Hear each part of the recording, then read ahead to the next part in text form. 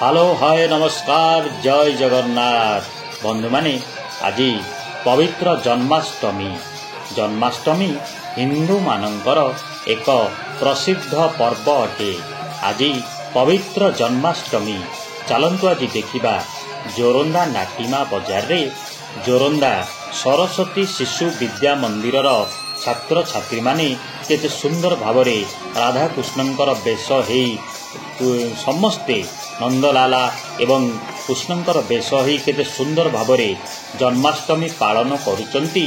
चलंतु आज देखिबा ये होची नाटिमा बजार रो दृश्य केते सुंदर भावरे देखंतु समस्ते कृष्णंकर बेश हेचंती। कृष्ण एवं देवकी नंदिनी समस्तंकर बेश हेचंती केते सुंदर छोट छोट पिला माने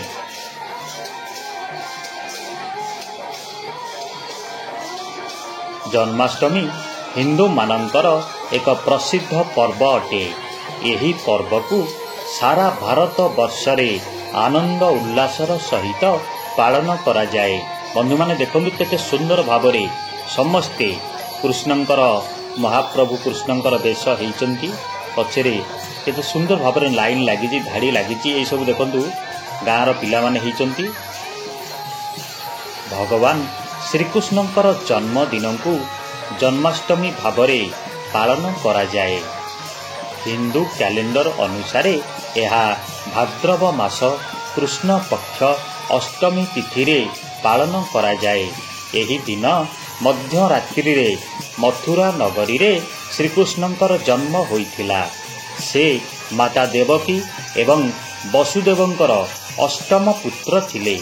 बंधु माने देखंतु केते सुंदर भावरे अंजलि कीर्तन करी भजन करी केते सुंदर भावरे जन्माष्टमी पालन होची। ये होची नाटिमा बजार रो दृश्य।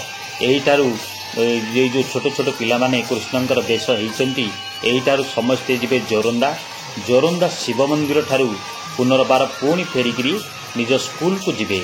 ए देखो छोट छोट कुनी शिशु माने केते सुंदर वेश हेचंती।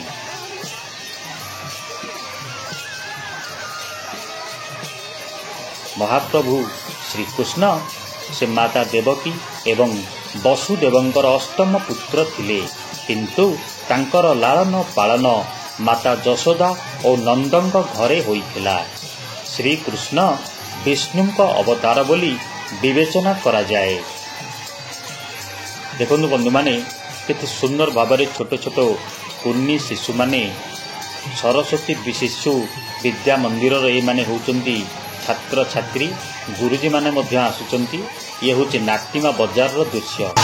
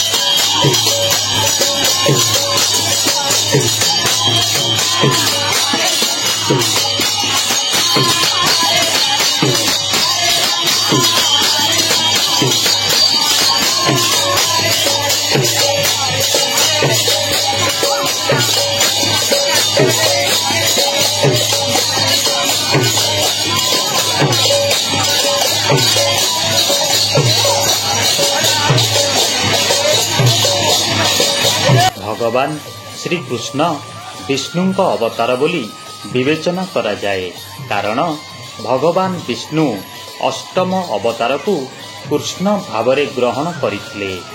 जन्माष्टमी उत्सव मथुरा और वृंदावन गोवर्धन और श्री मंदिर रे बजार रे आनंद और सहकारे पालन करा जाए। मथुरा एवं वृंदावन सारा विश्व रे प्रसिद्ध। କାରଣ ଏହି ସ୍ଥାନରେ ଭଗବାନ ଶ୍ରୀକୃଷ୍ଣ ନିଜର ପିଲାଦିନ କଟାଇଥିଲେ। ଜନ୍ମାଷ୍ଟମୀ ଦିନ ମଥୁରାରେ ବହୁତ ଉଚ୍ଚରେ ଦହିହାଣ୍ଡି ବନ୍ଧାଯାଏ ଏବଂ ଯିଏ ଏହି ଦହିହାଣ୍ଡି ଭାଙ୍ଗିଥାଏ ତାକୁ ପୁରସ୍କାର ଦିଆଯାଏ। ବନ୍ଧୁମାନେ ଦେଖନ୍ତୁ କେତେ ସୁନ୍ଦର ଭାବରେ ସରସ୍ୱତୀ ଶିଶୁ ବିଦ୍ୟା ମନ୍ଦିରର ଛାତ୍ରଛାତ୍ରୀମାନେ କେତେ ସୁନ୍ଦର ଭାବରେ ସଜ୍ଜିତ ହୋଇ ନାଟିମା ବଜାରରେ ପାଳନ କରୁଛନ୍ତି।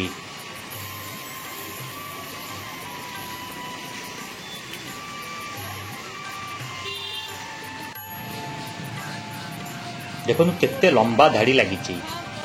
ବନ୍ଧୁମାନେ ଏବେ ମୁଁ ଆସି ପହଞ୍ଚିଗଲି ଜୋରନ୍ଦା ନାଟିମା ବଜାର ଧୂନି ମନ୍ଦିର ଠାରୁ ତାରିଣୀ ଛକ ରାସ୍ତା ସେ ମଝିର ଇଏ ଦୃଶ୍ୟ ଦେଖନ୍ତୁ।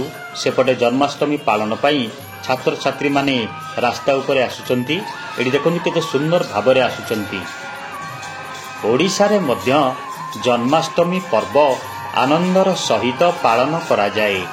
ଏହି ଦିନ ପ୍ରଭୁ ଶ୍ରୀକୃଷ୍ଣଙ୍କ ମୂର୍ତ୍ତିକୁ ସୁନ୍ଦର ଭାବରେ ସଜାଯାଏ ଓ ଦୋଳିରେ ବସାଯାଏ। ଭକ୍ତମାନେ ଉପବାସ କରି ଜନ୍ମାଷ୍ଟମୀ ଓଷା ପାଳନ କରିଥାନ୍ତି। ମନ୍ଦିରମାନଙ୍କରେ ଭକ୍ତଙ୍କ ଗହଳି ହେବା ସହ ଧାର୍ମିକ ସଙ୍ଗୀତ ମଧ୍ୟ ପରିବେଷଣ କରାଯାଏ। କୃଷ୍ଣ ଜନ୍ମାଷ୍ଟମୀ ଦ୍ୱିତୀୟ ଦିନରେ ନନ୍ଦ ଉତ୍ସବ ପାଳନ କରାଯାଏ।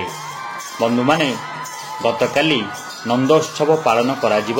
ଆଜି ପବିତ୍ର ଜନ୍ମାଷ୍ଟମୀ। ଦେଖନ୍ତୁ କେତେ ସୁନ୍ଦର ଭାବରେ ଜୋରନ୍ଦା ଧୂନି ମନ୍ଦିର ଛକଠାରୁ ତାରିଣୀ ଛକ ଯିବା ରାସ୍ତାର ଇଏ ଦୃଶ୍ୟ।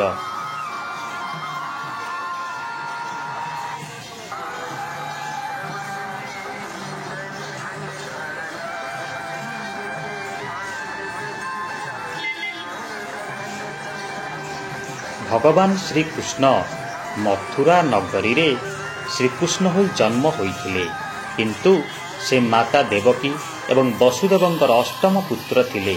କିନ୍ତୁ ତାଙ୍କର ଲାଳନ ପାଳନ ମାତା ଯଶୋଦା ଓ ନନ୍ଦଙ୍କ ଘରେ ହୋଇଥିଲା।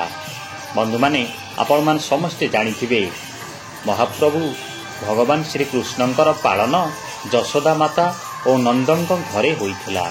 ଦେଖନ୍ତୁ ବନ୍ଧୁମାନେ କେତେ ସୁନ୍ଦର ଭାବରେ ଛୋଟ ଛୋଟ ପିଲାମାନେ ଶିଶୁ ମନ୍ଦିରର ପିଲାମାନେ ଆସୁଛନ୍ତି। ଆଜି ହେଉଛି ପବିତ୍ର ଜନ୍ମାଷ୍ଟମୀ। ବନ୍ଧୁମାନେ ଭଗବାନ ଶ୍ରୀକୃଷ୍ଣଙ୍କ ଜନ୍ମଦିନକୁ ଜନ୍ମାଷ୍ଟମୀ ରୂପେ ପାଳନ କରାଯାଏ। ଭଗବାନ ଶ୍ରୀକୃଷ୍ଣ ହେଉଛନ୍ତି ଭାରତୀୟଙ୍କର ପ୍ରିୟ ଦେବତା।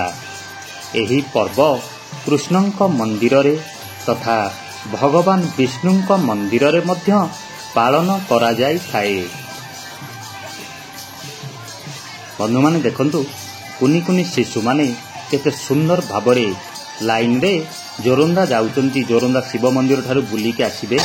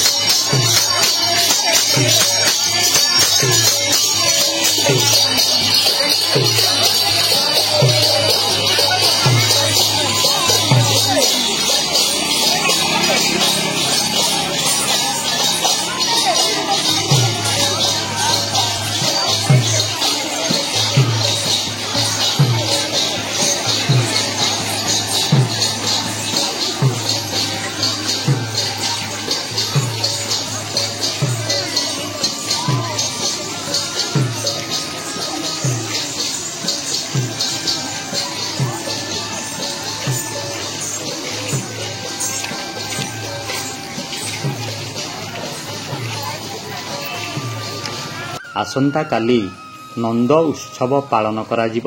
ଆମେ ଦେଖିବା। ବନ୍ଧୁମାନେ ଭିଡ଼ିଓଟି କିପରି ଲାଗିଲା ଆପଣମାନଙ୍କର ମତାମତ କମେଣ୍ଟ ବକ୍ସ ମାଧ୍ୟମରେ ଜଣାଇବେ।